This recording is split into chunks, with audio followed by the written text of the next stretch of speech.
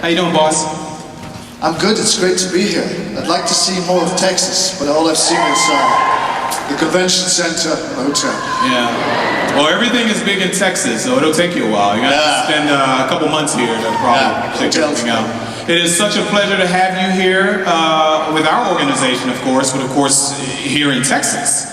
And we just I'm flabbergasted. I'm just a fan of everything you do. Thank you, it's great to be here. Yeah. We're going to talk a little bit real quick, and then we're going to go ahead and open the floor up to questions. But I have to ask you, when we were watching the clips that we had going on up there, it seemed there were and you as Who, we see varying hairstyles that was going on, even up until this point.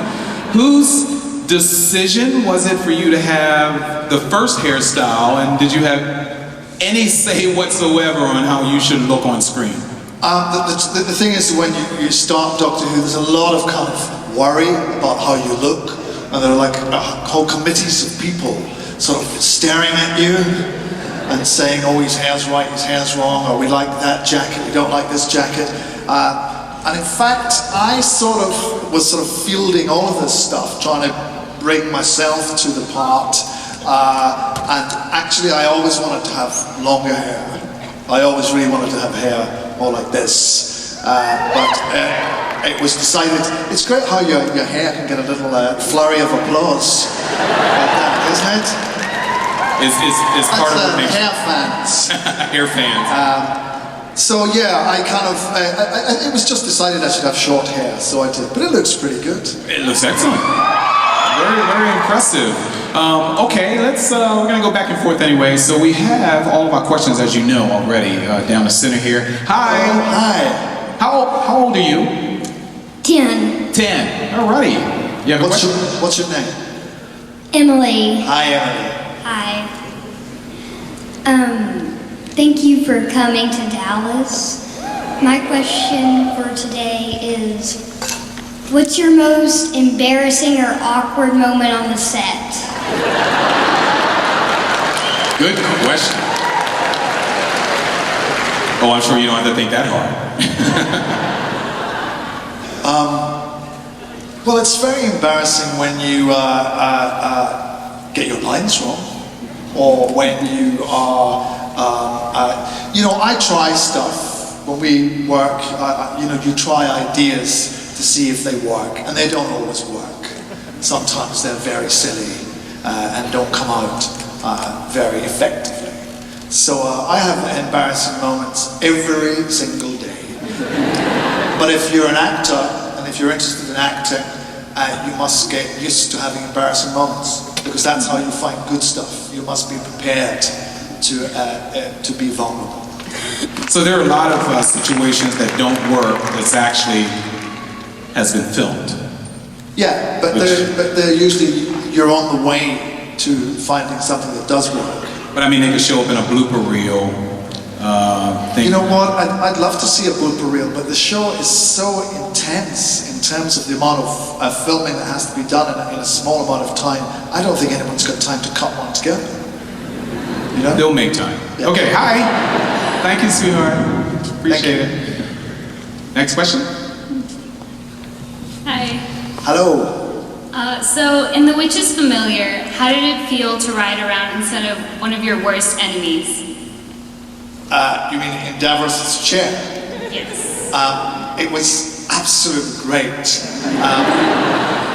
But you know, I don't want to give away too many secrets, but the way that Davros' chair moves around is like, you you ever go to the post office and there's like an old lady there in the line on an electric sort of wheelchair thing, like this with her shopping and stuff? That's what's inside Davros's.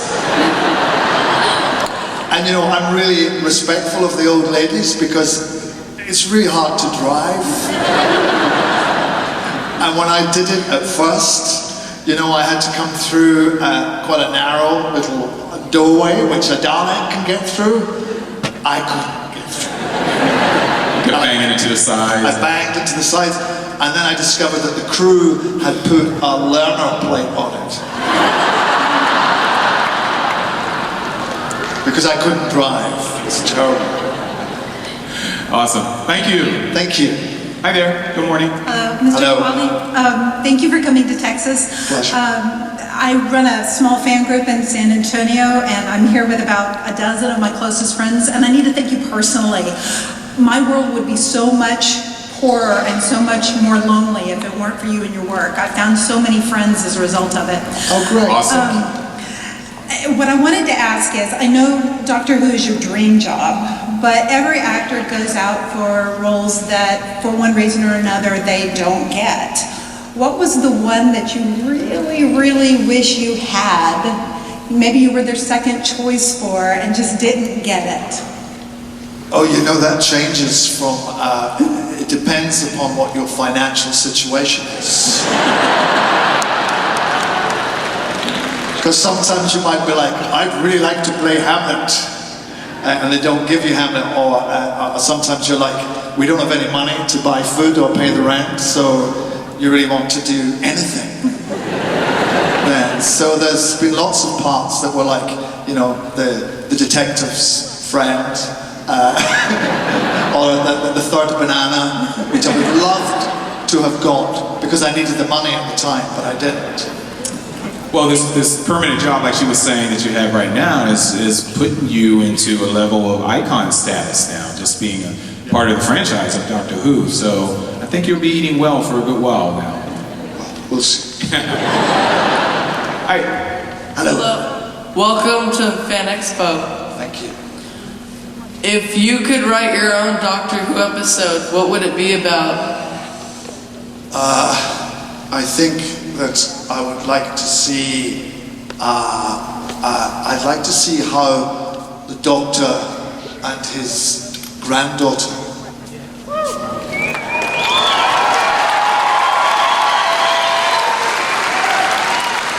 came to be. What is that situation? Is that really his granddaughter? If that's his granddaughter, is she a Time Lord? Or is she adopted? Or is it just a weird kind of, is he looking after her? There's some intense kind of psychic or genetic link between them, so I would love to know what that was. And also, of course, he left her and promised he would come back, and he never came back. So I would like to see him come back and meet her again. Awesome. But with Daleks and monsters and explosions going on. But that's material to explore. Yeah. Obviously, make suggestions to your writers and stuff like that. Hi. Hello. Hi. So we've had two members from The Thick of It guest on the show. So I was wondering, who else would you like from that show to guest on Doctor Who? Villain or perhaps good guy? You mean of any actors? Yeah, that have been on The Thick of It, yes. That have been on the thick of it? Yes. We've had two already. You went two. Yeah.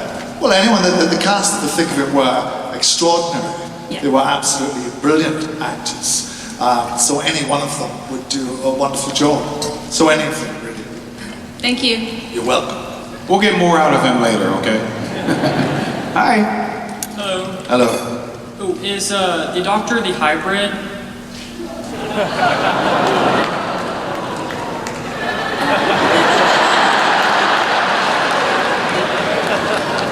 Get out. Love you. Love you, Peter. No, stand by. Hold for the answer.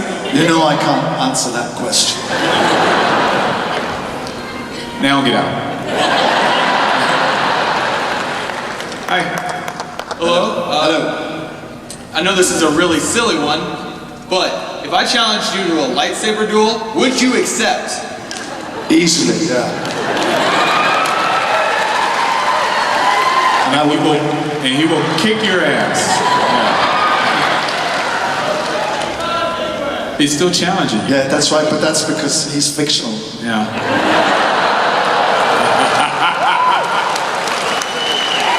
He can say anything he likes. Hi. Hi, Peter. Hello. So, first of all, we're all really happy that you're here. Great job on Doctor Who. Great job as a doctor. I wouldn't worry too much about that third banana roll. It's fine. So my question, I was totally, completely freaking out yesterday when I met you. And I know you're a huge Doctor Who fan as well. Have you ever met anyone from the show that you just completely were starstruck over? From the show. You know, I've met, when I was very young, I met, it wasn't technically, well, it depends where you stand, it wasn't technically Doctor Who, but I met Peter Cushing, Star Wars, who was in Star Wars, but was well known to me growing up because he was in a lot of horror movies. I'm sure that's why he was in Star Wars, because I think George Lucas and Steven Spielberg loved the work of Hammer Pictures, and Peter Cushing was one of the stars of, and of course he played the Doctor in the big movie versions of Doctor Who. But I remember, and it's pertinent to this kind of experience here of coming to a big sort of fan convention.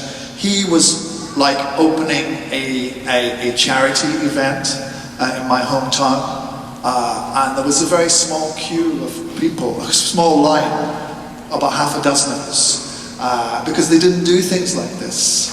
And he signed an autograph for me. He gave me, you know, they didn't sell autographs or anything in those days. They just gave me this 10x8 photograph of himself, and he signed it and signed his name. And I loved this autograph so much, I based my own autograph on his. Because he has the same initials. He's Peter Cushing, and I'm PC also. Nice. And he was absolutely charming, so that was lovely.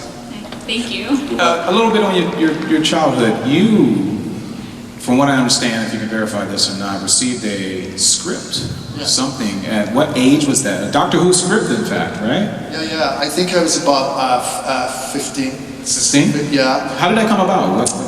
What it was I was really crazy about the show, and I would write to Doctor Who or to whoever would be playing the part, or I would write to the BBC because we all knew the BBC's address, and you could write to them, and they would send you back a photograph of Doctor Who or whatever. But I wrote, like, there was a period I went through when I was writing like every week. Because the show would be off the air and I'd be saying, when is it coming back and what's going to happen and well done and all blah. And clearly I was really, very interested in the making of the show. And the producer of the show, well, one day I came home and there was a package waiting for me. And I opened this package up and there were 2 scripts for the forthcoming season that hadn't been broadcast, set designs and floor plans, and these were BBC technical scripts that would be used on the floor with the cameraman, and I didn't even know a thing called a script existed. I didn't know how they made TV shows, and so suddenly I saw how they made a show, and I was absolutely entranced by it. And in a way that I thought that this was confirmation that I wanted to do this. I don't mean just be Doctor Who, but to be an actor and be in that world. And they were sent to me by a man called Barry Letts, who was the producer of Doctor Who. He was a brilliant producer, and I think they just did that in those days. They said if there was someone who got in touch and they thought that person was interested, they felt it was their duty to try and encourage them. That is freaky. But the most amazing thing was that many years later, I have a friend called Crispin, who was an actor who I worked with,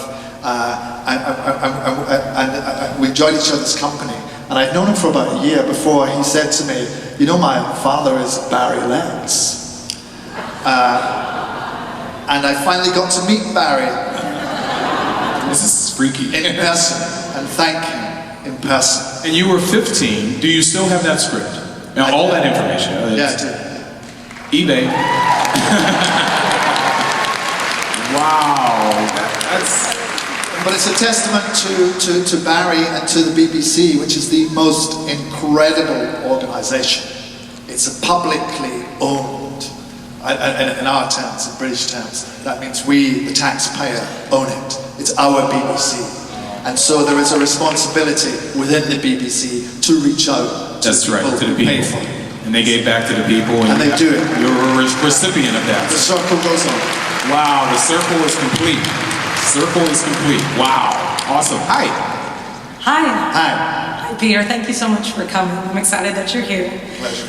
I wanted to ask if you actually had control of the TARDIS and you could pick up 3 famous historical figures or people from history, who would you invite aboard the TARDIS? Oh gosh, that's tough. Well, you know, I think, well, this year we'd go get Prince.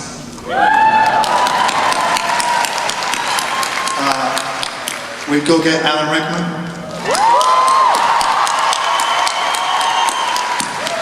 And we'd go get David. Wow. And we would party. Thank you. Well, I'll be in the slipstream, you know, kind of thumbing as you guys roll by. Say, hey, you know, wait for me. It's cool. Hi. Like the dress. Great. Hello again, Peter. Hi.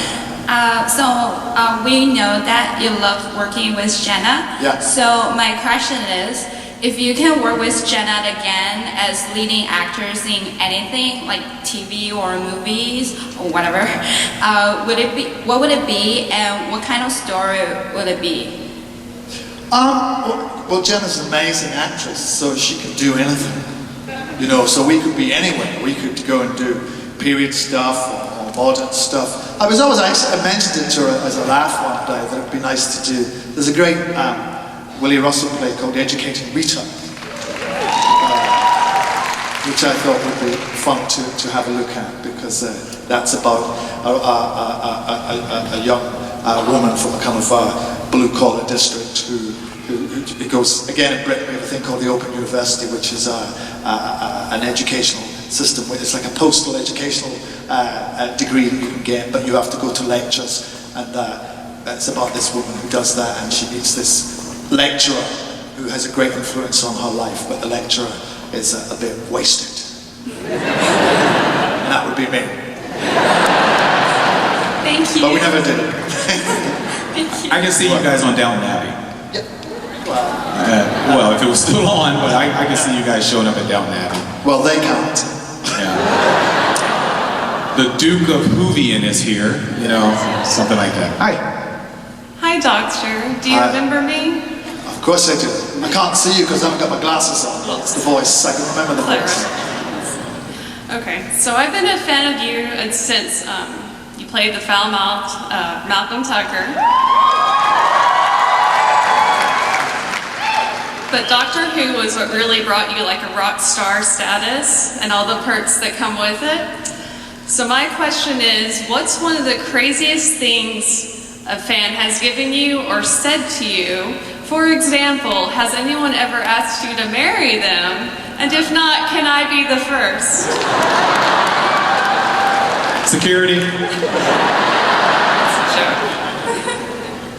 I'm just thinking of a legally binding answer. Yeah. Somebody has asked me to marry them before. In fact, I am actually married.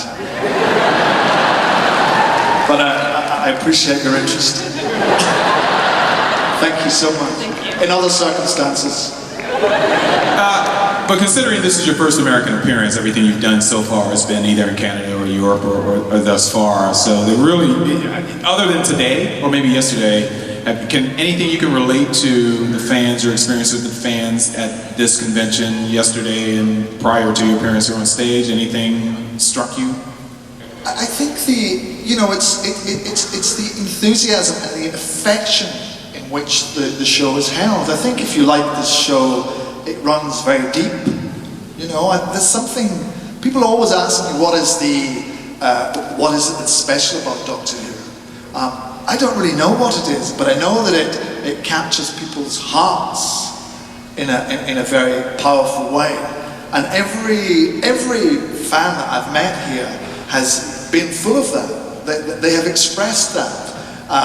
And you've got to remember that we spend 9 months of the year, you know, basically in a television factory, you know, locked inside. making Doctor Who, which is a great job, but we never come out. We don't get to meet all you guys. And we don't get to see the effect that the show has on people. And particularly, we don't get to see the effect that it has internationally.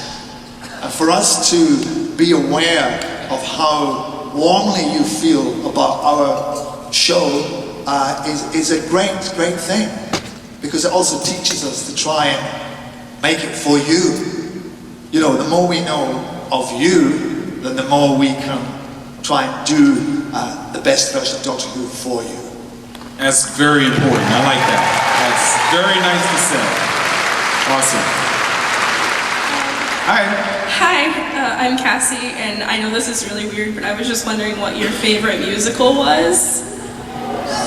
My favorite musical? This is interesting. Oh God, well, I'm not really a huge musical theatre fan. I've got nothing against it. I was once in the show called Blood Brothers, which was a musical, which I liked. I love Cabaret.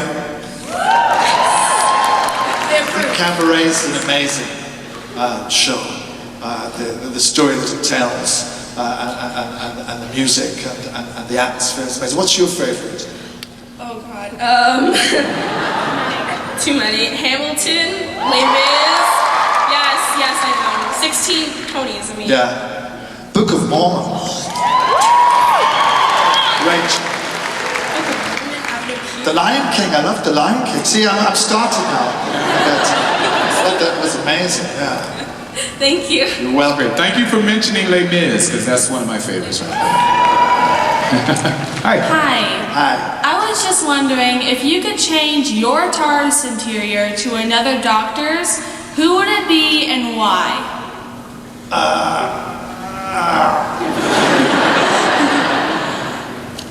Well, it's no secret that I'm a great fan of the classical TARDIS, which is what the TARDIS really is underneath all of that stuff. So I think I would go for a cross between William Hartnett's TARDIS and Tom Baker's TARDIS. Thank you. You're welcome. Hi. Hi. Nice to see you. You too. Hi, Peter Capaldi. I was wondering... What's your name? Serenity. Full name? Serenity Joe Clark. Serenity Joe Clark. Okay. You're through to Peter Capaldi. He's sending you mail. How old are you? 9. I was wondering, what was it like when Michelle Gomez, you, and Jenna Coleman were all stuck in a room together for a scriptural reading for the first time? For a scripture reading? Yes. Maybe we know what she meant, but let's go with that.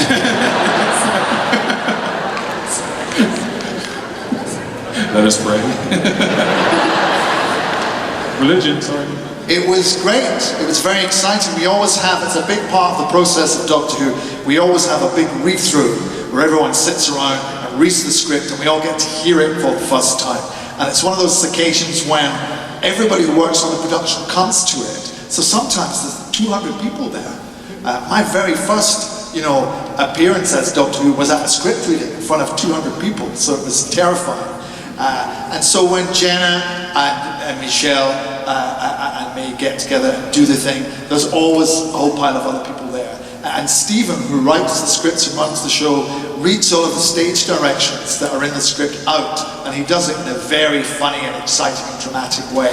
So the whole experience of the read-through is hugely exciting. And usually when a new character appears, like as soon as Michelle uttered her first words as Missy, or when she said, "You know who I am," I could keep on calling myself Missy, I am the master.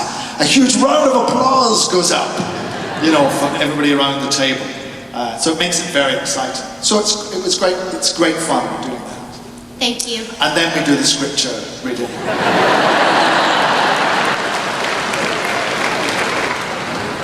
My microphone keeps dropping lower and lower and lower for each. Hi. how old are you? 6. Wow, good to see you. You may speak now. You have a question? I'm so nervous. You can do it for him too, Mom, if he can't get it out, okay? When I grow up, I want to be a part of Doctor Who. What should I do to get there? Awesome, buddy. Awesome. Great question. Well, you're doing the right thing by coming here. You've got to be nice to your mom. You've got to be kind to people. You've got to work hard and make the very best of the gifts that you have, of your talents, and take them out into the world. And if you work hard and you're kind and you are lucky, that will all be recognized. And if you write to the BBC and say, I love Doctor Who and I'd love to work on it, they'll maybe put that letter in a file somewhere, and when you're old enough, they may want to see you and talk to you about it. But the important thing is to have that ambition, to want to do that. Because if you want to do something like that, it means that you're a clever and a bright and a creative person. And that's the most important thing to take forward. To take forward that belief in yourself and in the belief of how valuable it is to bring creativity into the world. So you'll do fine.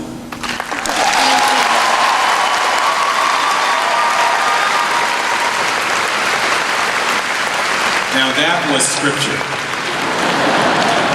Good job. Hi. Hello, my name is Lucas, and I was just wondering, you did a Dalek voice last night. What other enemies can you do?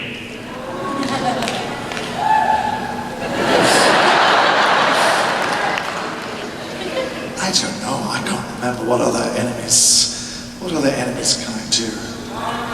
Simon and their voices, they don't tend to sort of speak very much anymore, do they? But they used to talk like that. They used to do a little sort of Stephen Hawkins kind of thing. I haven't practiced that at all.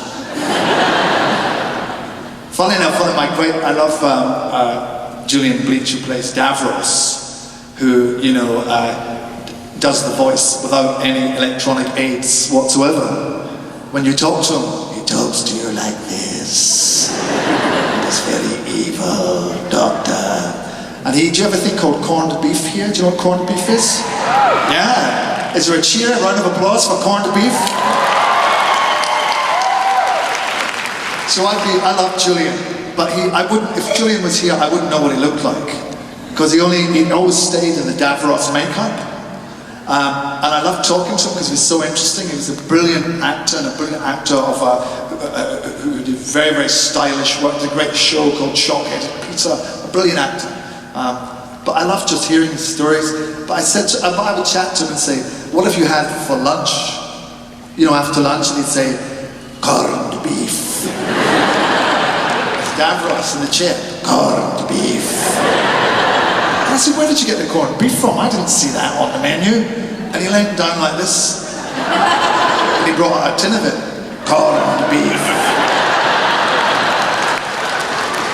And he said he always travelled with half a dozen tins of corned beef. Because he was used to staying in theatrical digs where the food might not be very good. So that was his emergency food. It was corned beef. Thank you. Wow, here we go. How old are you? Hi. Hi.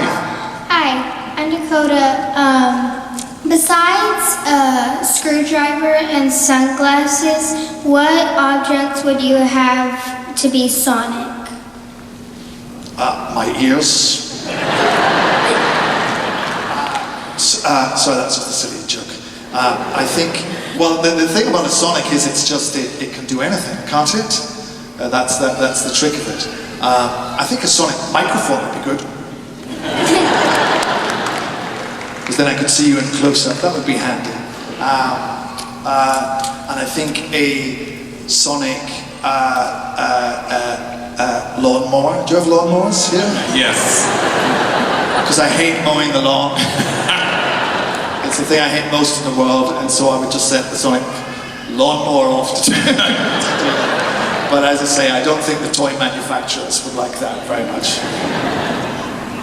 Okay. Okay, so remember, cut your grass. Hey man. Hi, Hello. my name is Luke. Nice to meet you, Mr. Capaldi. Nice to meet you. Call me Peter.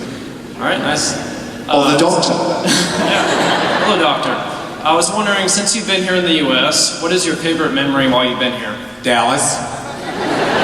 Dallas. No, Dallas is...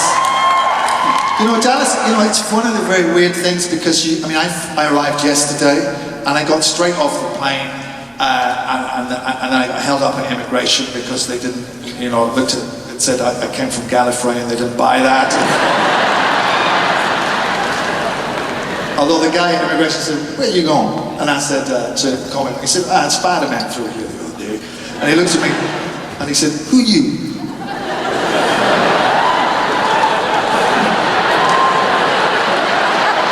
Don't you know who I am? I said, "I'm Doctor Who."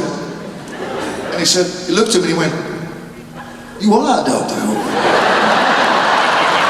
In you go.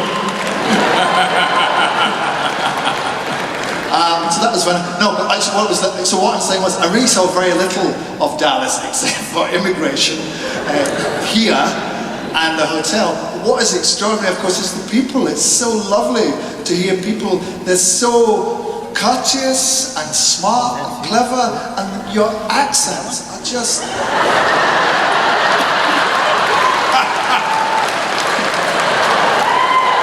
Their accent. Beautiful. Absolutely beautiful. They'll tell you they don't have an accent. No, well, to me, yeah, you do, and it's absolutely beautiful. And also you have a wonderful courtesy, which is extraordinary. The person, talking to you may want to wring your neck or whatever, but they will say it in the most genteel way. Welcome to the South. Yeah. Alrighty, we got a couple more. We got a couple more questions we can get through before he heads on down for autograph and photo ops. So we're just going to make sure that you guys remember to do that. Hi. Hi. Hello. How much did you fangirl your first day on set? How much did I fanboy? Yeah. Do what? Oh, fanboy. Really not very much because the thing is, I have to be a professional. And that's the thing about, in a way, with Doctor Who, I had to sort of put the fanboy away and say that to do this job to the best of my ability, I had to apply all of my experience and instincts as an actor. Oh, come on. No, it's true. It's true. And then I ran around the TARDIS and there you go. That's what I want. Hi. Before I ask my question, I just want to let you know that you're my favorite doctor. Thank you. That's very good. And my question was there a certain moment on set or filming a certain scene that you felt that you had finally arrived as your doctor? I don't think you ever feel that to go back to talk to the professional actor, I don't feel as if you ever arrive. If you arrive, it's over. So you're always looking. But sometimes, so every time when I work on the show, I'm always looking for who this doctor is.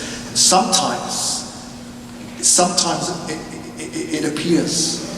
Sometimes he just sort of is there because we keep pushing and keep working at it. But from the moment you step out of the door, from the first moment you open the TARDIS door and pop your head out, you've got to be him. So really from the start, I felt as if I was playing him. But there were some special little moments where I felt he was there, which are my moments. Awesome. Thank you. Thank you. Hi. Hello. Who is your favorite enemy? Oh yeah, well I like the Daleks. I like the Mondasian Cybermen. Were the original Cybermen. I like the demons, who are sort of strange kind of demon-like creatures. I like the Menoptera, the Zarbi, who are creatures from the web planet. I like I like so many of them. There are hundreds of them. I like Sontarans, you know. I like Weeping Angels, of course. Yes. And I like the strange veil that pursued me in Heaven Sent. I thought that was really spooky. I loved the creature in Listen, which was never seen. We don't even know if it ever really existed, but it was such a kind of frightening presence. I loved that. Who's your favorite? The Daleks. The Daleks. Glad to hear it. You're hardcore. Thank you. Yeah, the Weeping Angel just scared the crap out of me. Yeah, but I love them. I love the Weeping Angels as well. That's what I'm for. Hi. Which is better, the sonic screwdriver or the sonic sunglasses? Well, you know, in real life, if someone said to me, "You're going out to a club? Have you got your shades?" I'd say, "Well, what are my shades?" But if they said to me, "Have you got your screwdriver?" I'd be like, well, "No." I think they're both fun. I think the screwdriver is great for blowing things up, and people like to play with it, and the toy manufacturers love it. But Ray-Bans love the shades. Okay, this may be the last. We have to get him back down to the signing area, so this might be your magic ticket here. Thanks for all that pressure. That was lovely. I am loud. Sorry. So I love your work. I've been following your body of work for a very long time. So I'm going to ask the slightly non-Who, but still Who question about Torchwood. Yeah. About Frobisher, dear God, how did you feel when you read the script about that character, and what was, I guess, your impression of the friend reaction to his very reprehensible but sadly still kind of understandable choice at the end? Because I sobbed like a 3-year-old for a good hour after that episode. Well, I thought it was great. I mean, it was. I was surprised at how powerful it was, and I was surprised at the effect that it had on people and how popular it was. And they ran it in the UK. They ran it over 5 nights, so that was all a surprise to me that it was going to be taken so seriously, which was right that it was. And it's down to the talent of the team and to Russell T Davis and all of those people that they could do a show like that with a character of such complexity.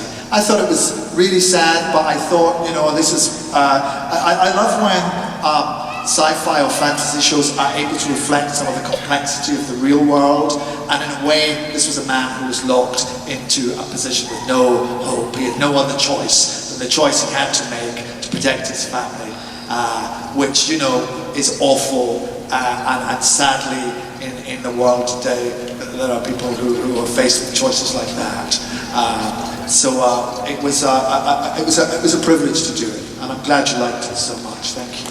Thank you. Thank you. It was a privilege to watch you do that and what you continue to do. And Malcolm Tucker may be the best eloquent cursor I've ever met. Thank you. F off and get a life. I get to do this. All right, ladies and gentlemen, Dallas, Fan Expo Dallas, to be exact, is proud to present to you Mr. Peter Capaldi!